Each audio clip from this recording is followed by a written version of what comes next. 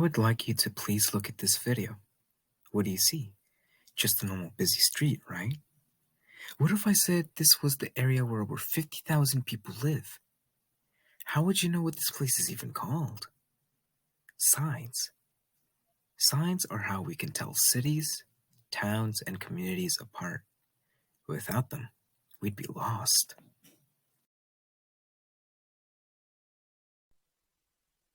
Now let's take a look at this same street, but while turning into a smaller road. What's this? Aspen Hill. So that's what the community is called. I could barely tell due to the small sign and the color palette blending into the grass and the shrubs behind it. Alright, so how about if we travel through a different road? Maybe this was just a one-off sign. Oh, it appears not. This one I could barely even see in the video, and I'm a native of this community. Even the bright white paint on the wood could barely be seen. So why is this happening? How come a community of 50,000 people is poorly represented like this? I'll tell you why. It's because Aspen Hill is an unincorporated community. What is an unincorporated community? Well, an unincorporated community or area is a place that does not have a local government to fall under or even a fixed boundary line.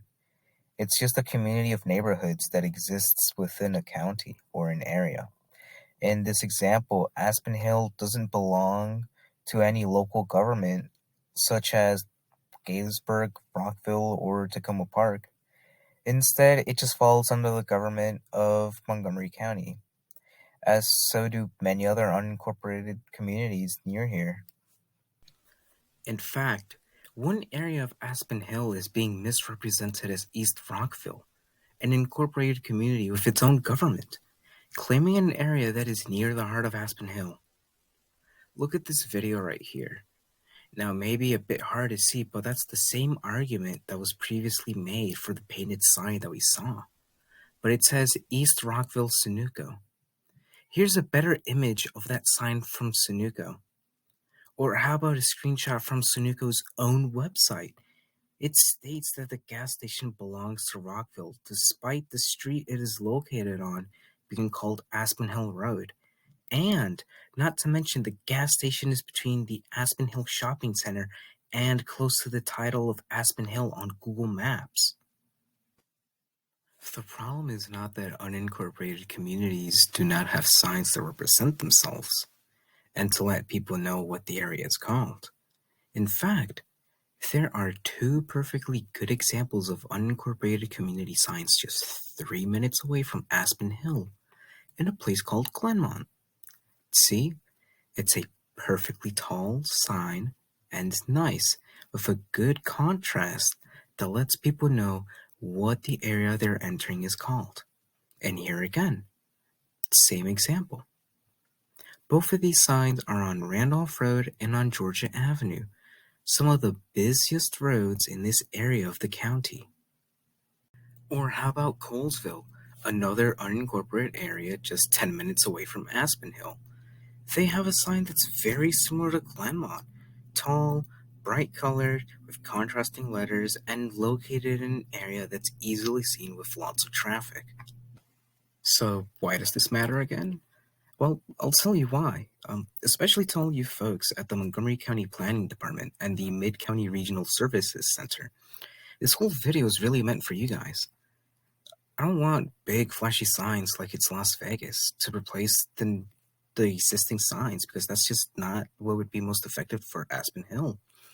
Something that's similar to the designs of Glenmont or Colesville, a tall white wooden sign that gives a welcoming aura with its unique colors and a special font.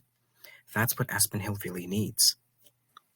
As Emily Badger of the Bloomberg company states, architectural signage and wayfinding isn't about building a nicely designed sign, but rather about the information provided and an analysis of the area that you're trying to move people through. The effective display of information that allows people to analyze certain areas allows for some pretty odd stuff to happen to us. For example, did you know that specialized cells in the hippocampal regions of our brains become aware of the geometry and arrangement of the spaces we live in or visit, and that is the reason why the architecture of certain areas can affect our mood and well-being? As we have stated before, Aspen Hill is an unincorporated community. Many unincorporated communities suffer from some sort of infrastructure problem, but not all of them do. A good example of this is Aspen Hill being the community with the infrastructure problem, while surrounding areas like Glenmont, Colesville, Silver Spring, and Leisure World have a much greater infrastructure. But we can fix this. In Emily Badger's article, she summarizes that critical designs would best fit the communities they are intended for, and the location of these signs is important too. By having the signs too far away from each other, we present Aspen Hill as an area with nothing to give. But if we place them too closely to each other, people may think that Aspen Hill is just a tiny village. In conclusion, I want to cover key topics.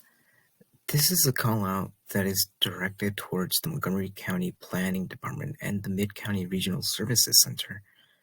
And I want to be clear that Aspen Hill is an unincorporated community with a severe problem regarding its signs and waypoints, despite being surrounded by less populous unincorporated communities that have better signs and waypoints. I also want to emphasize that we could find possible solutions by looking at designs similar to those of Glenmont and Colesville, but also Leisure World. And lastly, we should stop letting Rockville claim some of our area as theirs. That way we can have less confusion when it comes to directions and out of respect.